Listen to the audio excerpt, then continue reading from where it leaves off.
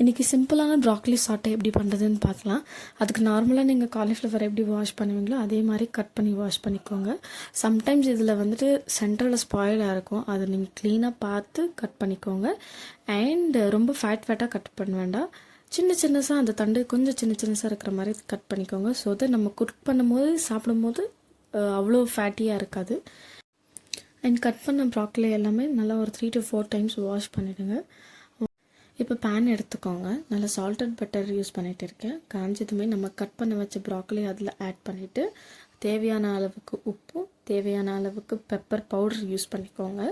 இதை நல்லா க்ளோஸ் பண்ணி ஒரு 5 minutes விட்டுட்டிங்கன்னா அது ஆட்டோமேட்டிக்காக குக் ஆகிடும்.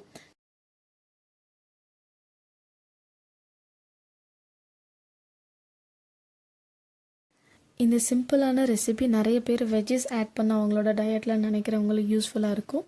ஷேர் பண்ணுங்கள், லைக், கமெண்ட் அண்ட் சப்ஸ்கிரைப் பண்ணுங்கள். Thank you so much for your support. Thank you.